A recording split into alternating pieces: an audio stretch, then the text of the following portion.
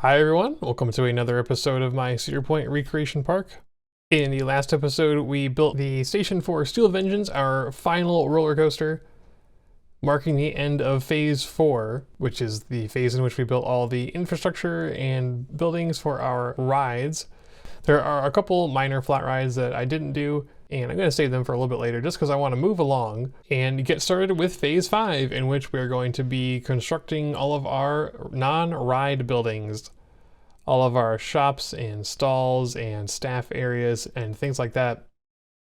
Finally going to be cleaning up some of this red grid that's been all over our map. As I mentioned before, this is going to be a pretty tricky phase. Like our roller coasters, the buildings have been remodeled over the years, and our Google Street View is going to fail us sometimes as some of the buildings get updated and the Google Street View does not get updated. So I'm going to have to take advantage of a couple different sources to find good photos and videos of all these buildings that are up to date. We're going to be starting here today with the Coliseum, the large building on the Midway that separates the two kiddie areas that houses the arcade and a ballroom. And today I learned that it actually has a name. It's called the Coliseum. I always called it the arcade/ballroom building because I knew those two things are there. Don't have too much to say about this building. Fortunately, since it's pretty large, I was able to move the walls around a little bit in order to get it lined up correctly the way I wanted to. I wanted to make sure that it had even dimensions so that the spires on top could be symmetric. We also needed to make sure I had enough room for the stairs going in and out of each side. So that took a little bit of fiddling to get right. Again, I want to give a big shout out to Sadret for the Scenery Manager plugin. I've been making great use of it in this episode, and I'm going to be using it a lot more in episodes to come as I decide to move buildings around a little bit. It has been a really invaluable tool when you're doing recreations and you put down a building that isn't quite in the right spot. By the way, I did do a tutorial on the Scenery Manager. If you want to check that out, there's a link to that in the description. Super handy. I can't imagine how many extra hours I'd be spending on this recreation without it. I'm also going to be leaving my arcade empty for now. I've been debating whether or not I want to put anything in here. It's full of a bunch of different arcade games and pinball and just little family fun entertainment games you might find. But a lot of those things are pretty hard to replicate in RCT. I don't know if it's really worth going the extra effort to put those in here. I've definitely seen people do things like Midway games in RCT before. But I don't want to get peeps lost in here either. And the average viewer isn't even going to look inside here to see it, I would imagine, so maybe that'll come later. Leaving the ballroom area pretty empty as well. Not that there's a whole lot in there to begin with. There is some detailing in the walls and columns and floor and things I could be doing. But again, I don't really know if it's actually worth it. I'd much rather move on to some of these other buildings here, get these knocked out.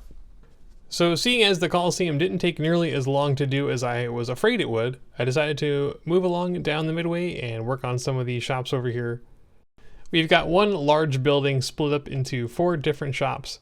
We've got Snoopy Boutique, a merch stall. There are quite a lot of merch stalls in the park. A lot of them are pretty large shops too, and for all of them I've just been making a big empty building with one souvenir stall inside.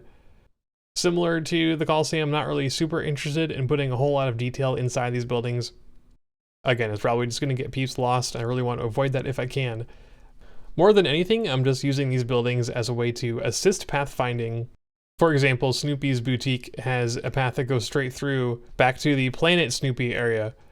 So that's just an extra way for our guests to get around the park, so that's pretty handy. Next to that, we have one of our newer shops. And again, this is one that doesn't come up on Google Street View. But fortunately, I was able to find plenty of reference footage and photos for it. And that is Sweet Spot, a shop that sells candy and confectionery and things like that. So a great excuse to have some more food stalls in my park. Keeping my peeps happy. I didn't use the cheats at all to force everyone to be happy this time. See how things balanced out. So we did lose some peeps who were being lost. But we did wind up getting an equilibrium of around 3,300 guests at about 500 park rating, which is not bad. Definitely something I can live with for the time being. In the back of this area, we have a first aid station, the first of its kind that I've put in my park. I'm not sure where other first aid stalls there are in Cedar Point, but I definitely know about this one. and I don't foresee a lot of peeps actually using it since it is really buried back here in Planet Snoopy and going to be really hard for anyone to find. And last but not least, we have the Pagoda gift shop. This is definitely the hardest one to do as far as architecture goes.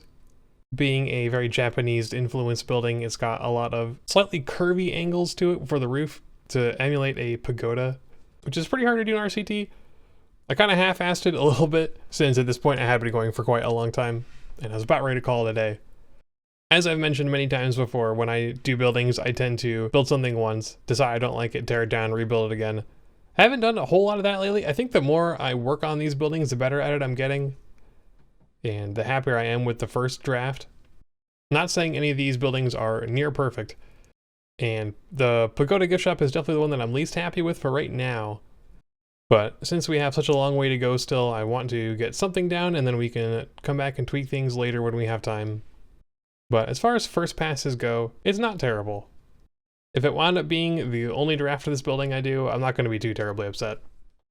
Finally, to wrap things up, did a little bit of tweaking behind the pavilion. It's been bothering me for a little while that the Dodgems ride was a little bit too close to max air and there was a little bit too much gap on the other side of it, so I decided to shift things over a few tiles. Again, with the Scenery Manager plugin coming in clutch to make this pretty easy. So that's just nice to help this area breathe a little bit more. Have a slightly more balanced layout for the Lakeside Midway. And of course I had to throw down our 3-point challenge, the little basketball hoop game thing behind the Coliseum. This one was kind of fun to do. Pretty easy build with a Virginia reel tub for the basketball hoop. Looks pretty cute and I'm pretty pleased with it. But not much else to say about it. Just some more decorations and little rides going in here to kind of spruce up this area.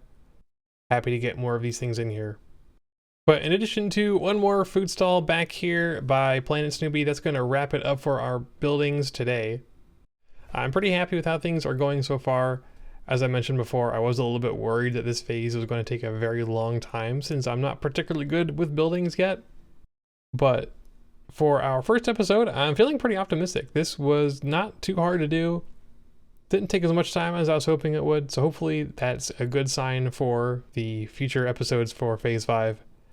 And maybe we'll be able to finish this park a little bit sooner than I originally thought. But it's still the early days of this stage, so who knows how things are going to pan out as we go forward. But I'm looking forward to it, and hope you are too. But anyway, as always, if you've got any comments, questions, or suggestions, please let me know. Thanks for watching.